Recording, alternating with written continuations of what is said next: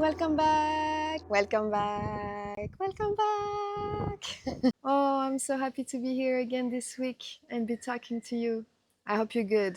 I wanted to talk about something very special this week because Joe is gonna go to a meditation retreat next week. It's a silent retreat that I did actually 10 years ago in Thailand. I thought it was a good idea to share with you a little bit about my experience because I can say that it basically transformed my life. It transformed me. And of course, if I do something good and that had such a positive impact on my life, I I want to share it with you guys. And if it can help you, that's amazing. So yeah, in this video, I just want to share my experience about the Vipassana meditation. I'm gonna tell you what it is and how it was for me. And then Joe will come later, and I want to ask him a little bit how he's feeling before this retreat that will be in less than a week now. So, yeah, you're in for a treat. I came inside, there's a little bit less wind. For the ones of you that don't know what is the Vipassana meditation retreat, it's a silent retreat that lasts for 10 days. It was created by a guy who then opened different centers all over the world. And you can basically go on this website and find a 10-day retreat everywhere in the world. It's a retreat where you are spending basically 10 days learning a meditation technique. You cannot talk, you cannot make eye contact with people, you cannot have any distractions, no book, no phone, no writing, no sports. It's just you and your thoughts. You spend your days meditating around 10 hours per day. You have some guidance through it, and you have some audio in the evening. You have a talk that is made by the guy who created this technique and who gives you a little bit of more insight about what you're doing there and the technique. And yeah, and so basically it's just you and your thoughts for 10 days. It's unusual. It's not every day that we have this type of environment for us.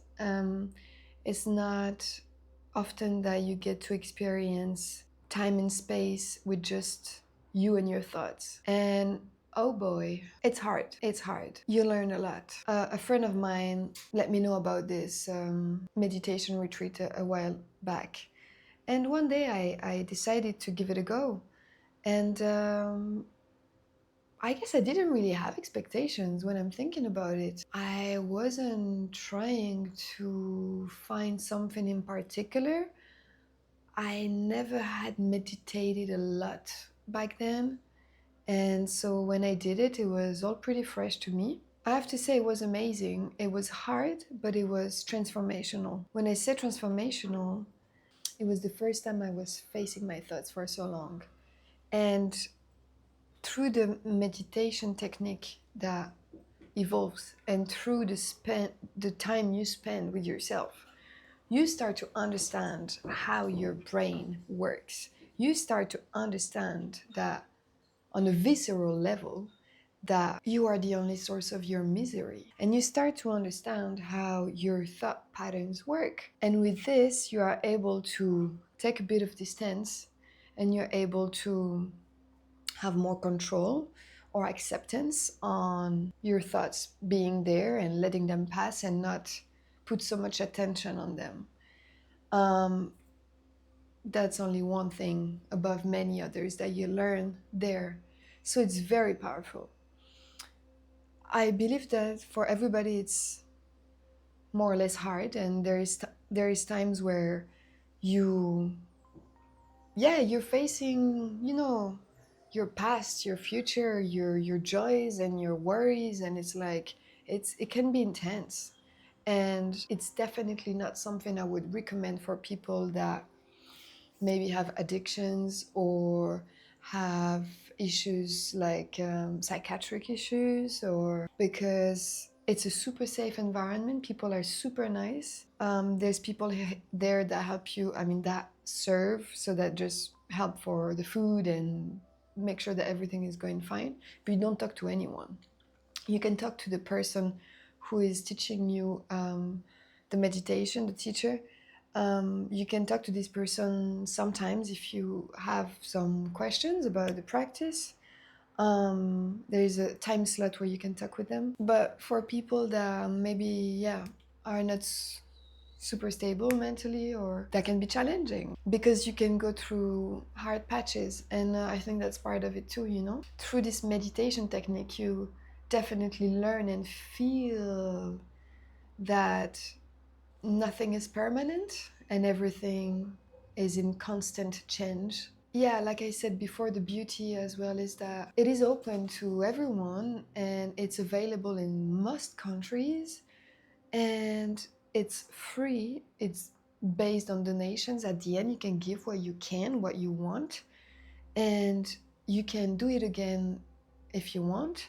You can, after a few retreats, maybe 2 retreats of 10 days, you can become a helper, like a servant, like just to to help to the other people that want to come to do a retreat, and just like help with the food or whatever, be a volunteer. You will find on the internet people that enjoyed it, people that didn't, people that did the whole 10 days, people that left after 2 days. Look, you have to check it out. You have to see how it is, and if it's something that you are interested in, you can always give it a try. If you're looking for inner peace, a better understanding of who you are and how your brain works, and if you're generally just looking for more peace in your life and a different understanding that what you have right now, is definitely a good spot to go. It's non-religious, even though sometimes there is like some mentions of the Buddha and stuff, but it is not a cult. You as well can take what you want from it. You can take what touches you, what resonates with you. There's a lot of things that are very helpful. And then it's a practice that you shall continue. When you're out of the retreat, you should keep meditating at least 1 hour in the morning, 1 hour in the evening, which I did at the start, and then like it's been 10 years that I did it, and I'm not doing this anymore. And I think I might need a little recap, a little reset. It would be amazing to go again to this retreat. Joe is supposed to go next week. He just arrived here at the studio, and he told me that he is potentially going to be accepted to work on ad. So he did a casting to be in an ad. He might get it. So if he gets the casting, it means that he won't be able to go to the retreat. So we're not 100% sure yet that he's gonna go, but that's the plan. I still want to interview him about how he's feeling before going there, because it is a big thing. It is exciting, but it is scary too. So I'm really looking forward to see how it's gonna be for him, how he's gonna feel, what he's gonna go through. It can be a life-changing experience. Let's ask him. I'm gonna go get him. Okay, so we're back here with you know who. Yeah, so as I said, like Joe is supposed to go next week to a meditation retreat, to a Vipassana meditation retreat. He might have some work coming up, so we'll see. But it's a good time to take a moment and see how you feel about this retreat and stuff, right? Can I ask you something? Yes. Well, first, like, why did you decide to do this retreat? Because you suggested it. Well, you mentioned it. Yeah, that you had done it like some years ago. I think the mosquitoes want to be on an interview too. Yeah. But now you mentioned it. You had done it like 10 years ago in your 20s. You were in Thailand, right? Yeah. Yeah. And just basically how good it was for you to kind of disconnect and um, like I don't know what you were going through during that time, but how it's helped you to be like as centered as you are today. So, and you're probably the most centered person that I know and that I've ever met. So obviously, it seems like a good suggestion coming from you. And I'm probably the most unhinged person that I know, so maybe it would do me some good in some areas of my life.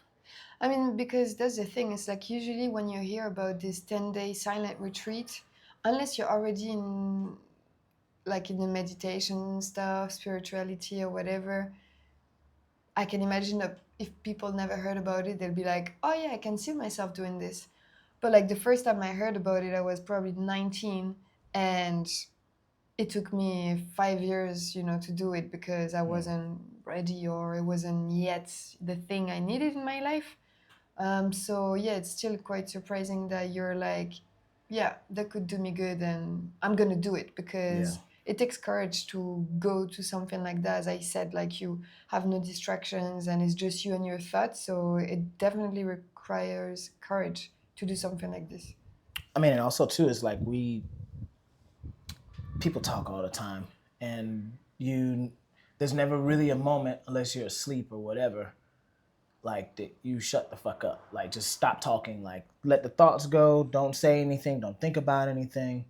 Um, and so if there's a moment where you can kind of have the free time to be able to do it and not have to say anything to anybody, like not have to yield yourself to society's norms of eye contact and touch and like being super nice or whatever. It's like there's just some things that's common sense. It's like whatever. It's like from what I've read and researched about Vipassana is like that you're in your bubble.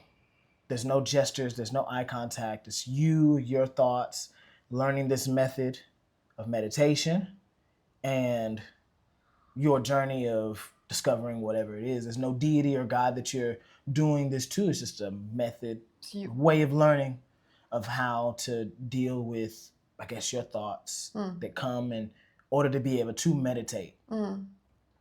Um, a lot of people don't have that opportunity to be able to do that. So I'm kind of in a perfect moment to be able to do it. Unfortunate and unfortunate that, work is coming up now. I'm glad to have work or whatever yeah, that's kind of yeah, competing with this at least. yeah. But yeah, it's like, why not take advantage of it, What do you think is gonna bring you, or Um, what do you hope it's gonna bring you? from the information that I have already, and listening to your experience and listening to other people's as well, I guess adopting more the idea that everything that comes is fleeting. Like it's here 1 minute and it's gone the next. So whether it be pain, pleasure, like it's here 1 minute, it's gone the next. So being uncomfortable, it's like you might be uncomfortable for this minute, but it's not your eternity. I guess you could say it's easy for us to feel like that this moment of, oh my God, stress and anxiety is like, oh, I'm gonna be like this forever, and you feel like it's gonna forever define you. I don't have that mentality, but I know that some people do, and I see that there's some moments when even when I lose my cool or whatever, and it feels like that this is what I want to be comfortable in this moment. But it's like, nah, it's here, it passes. And it's the same thing with everything in life. Just to guess, be more centered and understand that life is many things. Yeah. And like Vipassana, like this meditation retreat teaches you to be basically like non-reactive to things, whether they're positive or negative. Equanimity. Yeah, equanimity, no, whatever. No. Is basically to stay non-reactive, whether it's positive or negative. So sometimes like it can be questionable because you're like, well, guess what? I enjoy to be happy, joyful, reactive when something good happens, but it's like basically it's just like a way um to not suffer in the end. It's like things happen in life and yeah, we can react to them, but basically we can as well just like be a little bit more calm, and it's kind of what it teaches you. I mean, in life, I think that as human beings, like we have emotions and we do react to things, whether they're good or bad. I mean, the things are things, they're neutral, they're not good or bad, they're neutral, and then we react to them and we put an emotion on them. That's fact. And I feel like it's kind of inevitable. I mean, this technique is made to be inevitable, but I don't know, we're like beings of emotions, no? And it's just, at least it helps to, if it doesn't neutralize your emotions, it helps to manage them a little bit better. Like to put For things sure. put things into a better perspective, I guess is a good way of, at least for me, describing what I want to get out as well. Another thing would be to have a better perspective of those situations that come in life, in which in turn should change my reaction towards things, Yeah.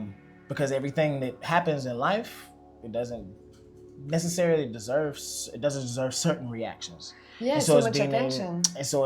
it's good to be able to know how to gauge those things. But everybody, I imagine, would have different takeaways from Vipassana, in the sense of your experiences, different traumas you may have Of gone course. through culturally as well, like how that would affect the way that people, take this type of methodology into their daily practices as well.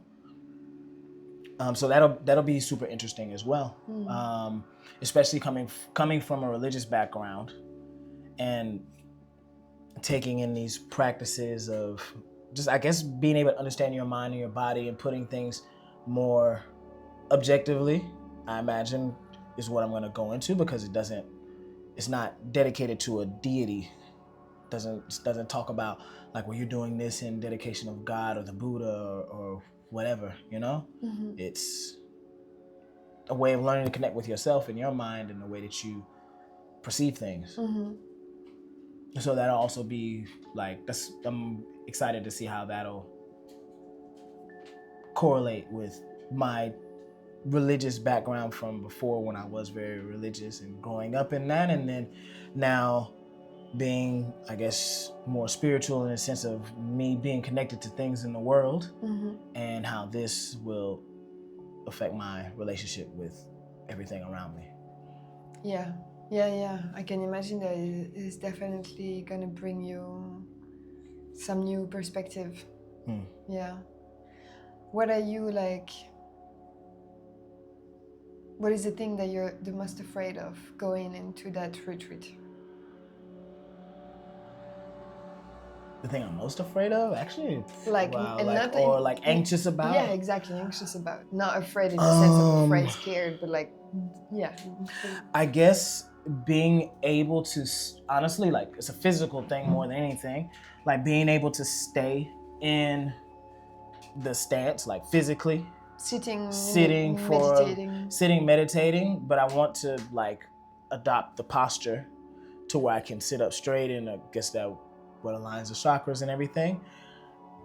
I don't want to be fidgeting around like going into it. Obviously, it'll take some time to get used to it, which is one of the reasons why I started training earlier, before I like at least the last month before going into this, and being more flexible, being more like agile, endurance and everything, just to where I feel better within myself physically, to where I can do that and not feel a lot of discomfort. Because I imagine anytime you're sitting anywhere for an hour or two and you're trying to obviously shoot down different things, like even right now, like there's mosquitoes here and I'm like trying not to pay them so much attention, but I don't want to like break my, I guess, process of learning the meditation and the methods because of things that are environmental. because of environmental, factors, and Well, even myself that's too.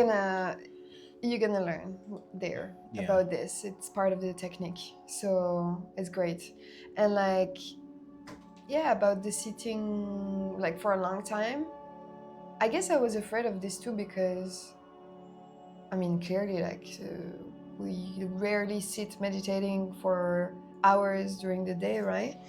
And I have to say that, I mean, I was young, I was 22, 23, I was in shape. I mean, I was, in good form. And in the end, it wasn't the hardest part for me. And What was?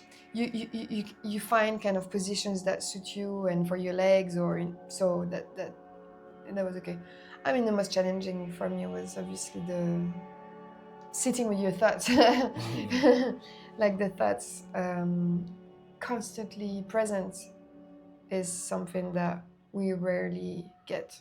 Because if it becomes too present, either we face them in life and we just face what is in our head, and maybe we're angry, maybe we're crying, maybe we're happy or whatever.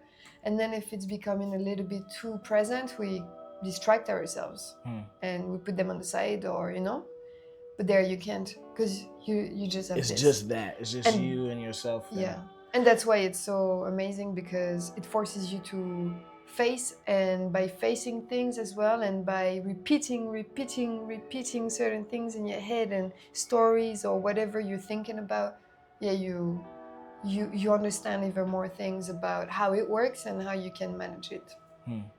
You just get, for me, you get out of there with tools.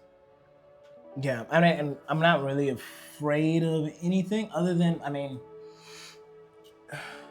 like I said, the physical part about it, like sitting for long periods of time. And I guess I've blamed myself for so many things in my life already that I don't think there's so much more that could come up in that moment when you can't speak, that I haven't already done to myself. Yeah.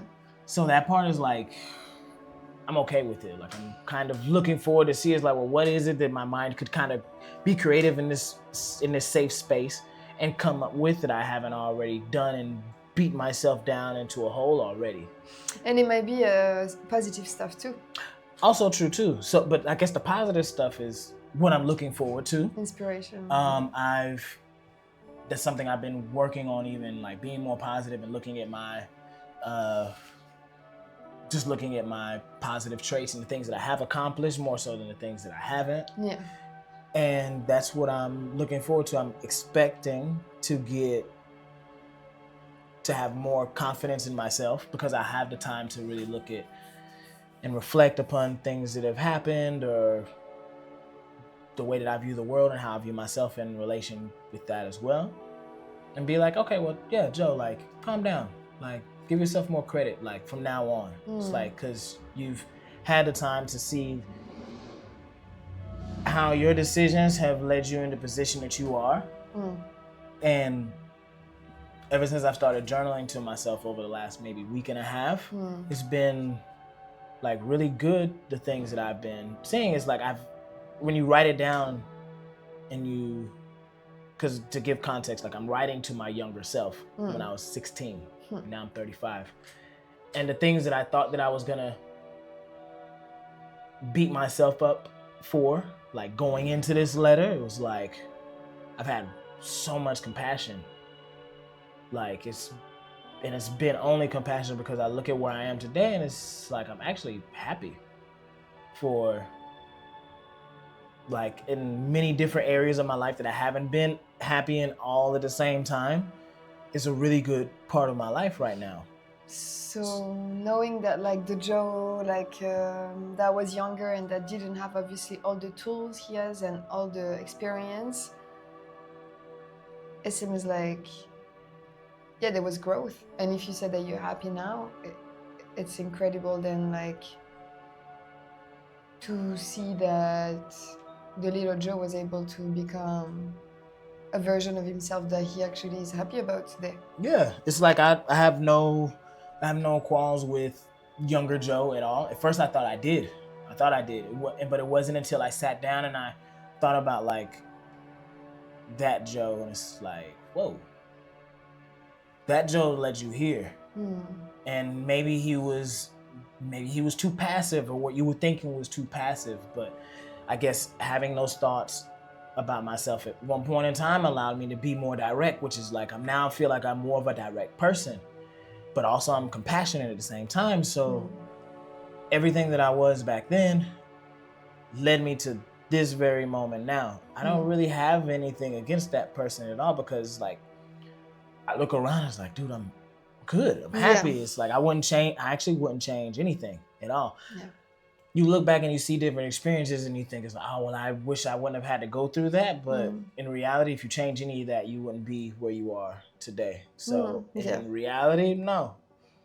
Did a fucking good job. Like, and let's see like where 35-year-old Joe takes me in the future, you know? Yeah. Especially with the mindset of looking back at all the things and the things that I would have changed. It's like, well, I couldn't change it back then, but I'm changing it for my future. And so those are the lessons where it's like those become your present day. And it's like, well, you look at things differently, you take decisions differently, you're not maybe so impulsive. You take a little bit more thought into detail. So those are the things, and it's every day is a learning process as well. And that's one of the things that I'm glad that I took every day with everything that came into my life as a learning process, and I adjusted and I adapted, and it got me here. So it's like, hey, Yeah. hats off. Yeah. That's great. In hindsight, it'd be different. Imagine if I wasn't happy. I think about this too now. If I wasn't happy, then it's like, what is it that I would change? Why am I not happy? If I'd have started this process maybe 4 or 5 months ago, and I wasn't in this position where I am mentally, physically, emotionally, like financially, I'd probably be way harder on myself just because things aren't lining up the same way that they are now. Yeah. But It's still progress, though. it's still progress, though. And I guess I'm happy for everything that I've gone through these months, these years, these decades that led me to this point where it's like, holy shit, like I can actually say, for once in my adult life, all of the decisions that I made, not being so passive, all those lessons that I was telling myself as the days went on, it's like, you got into this because you didn't make a decision and the decision kind of made itself and you went with it and you just went with the flow. It's like, sometimes it's what you need to. it's sometimes what you need, and this was what I needed at that point too, I guess, to figure out what I actually really wanted. It's like you take what comes to you, and it's not until you see what life brings you when you just allow it to happen. It's like, well, maybe I don't like this. It's okay to make the change, make the shift. Yeah. But at least now you know. And to be honest with yourself, to be able to make that change and know why you're making it. And then that makes the next day a little bit better because you're able to live life a little bit smarter because you know now. Yeah. And you're not just going into it blindly and letting everything just kind of come to you. You're able to be more selective, but you've tried it at least. Yeah. What is happiness then? For everybody, it's different and it changes. It's a moving goalpost. What is it for you? Yeah, right now,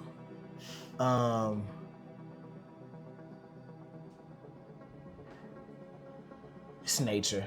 It's being outside. It's being healthy, feeling strong, being around the people that you love, the people that love you, that can show that love in a healthy way. Stability. And it's not to say that it should be linear, but it's like it should at least have an average. Some things should be average, like average out at some point, you know? Passions.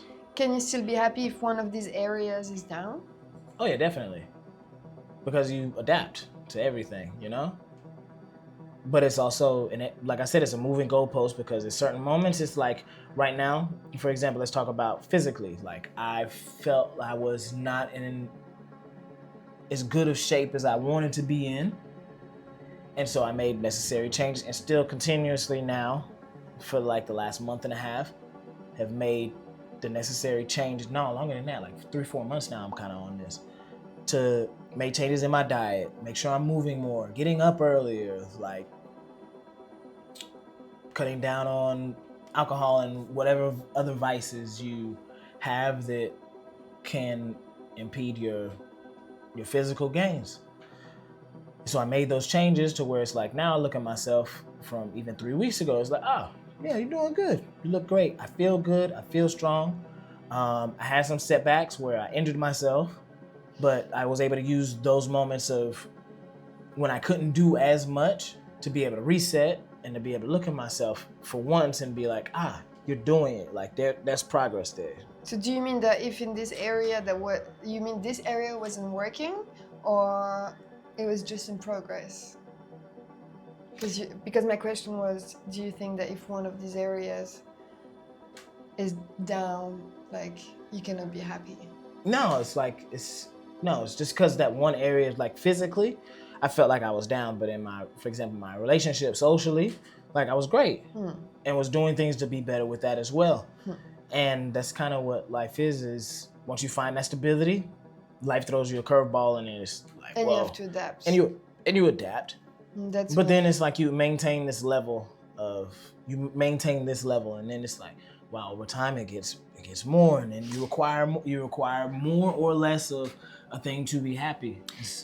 And I think that's why like a retreat like Vipassana is important, because it gives you tools to not take certain curves too hard, you know, and have the ability to sometimes don't make too much of a big deal of certain things when it doesn't need to, and that it's more affecting you than doing you good. You know what I mean? It's like having a perspective a little bit more soft on certain things, so that you're kinder with yourself, and it's just more smooth and peaceful rather than up down up down. It's like, okay, it's okay. You know what I mean?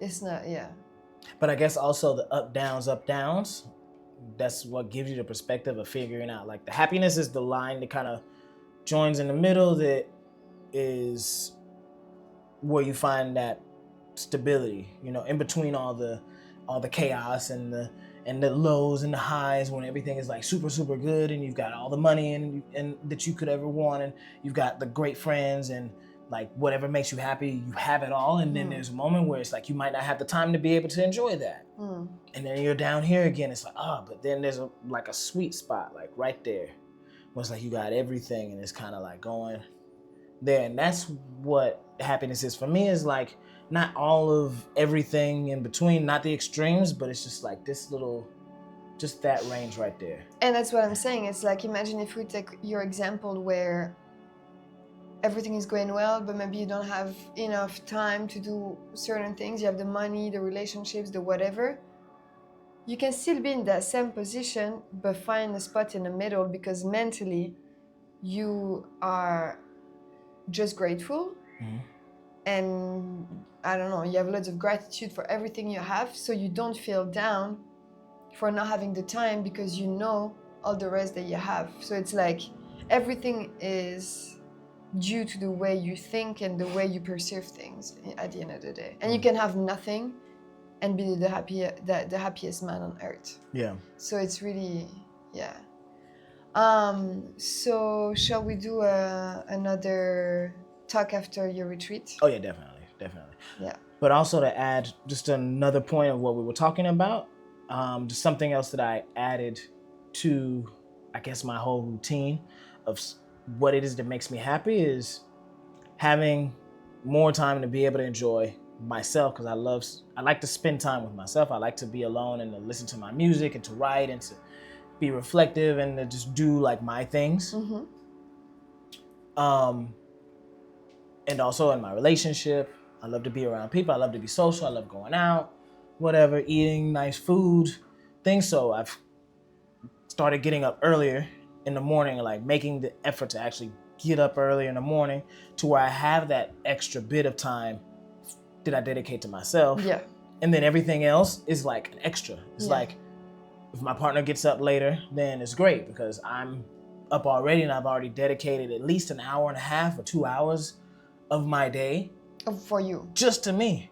And so everything, for what you need. Exactly, for exactly what I need. And if I don't do it during that time, and it's like, or if I don't say it, it's like that this time was for me, and then I have nothing to feel, mad about. If the day goes on, it's like I feel like, I didn't take enough time or effort or energy. It's like, no, I'm You took it for physically, yourself. I took it for myself. Yeah, no, And that's I'm great. okay when my alarm goes off at 7 o'clock in the morning or 5:40 or whatever some days. And I get up and This is for you. because it's for me. And I'm happy to do that because it's for me. And then everything else, That's I'm nice. able to devote more time, more energy into because I was able to take care of my star player first. Yeah, no, And then that's good. everything else is like definitely going to flourish over because I'm good. Yeah, that's great. Thank you. Thank you. I'm not looking forward to getting up at 4:30 in the morning and meditating, but whatever. We're going to make that happen. It's gonna be good. I didn't say fucking at all the whole video. Yeah. So that's it. That's the end of this video for today. It was a little bit special again. I just do special videos these days, but hey, next week you're gonna have a vlog about the studio and the tufting. So see you soon.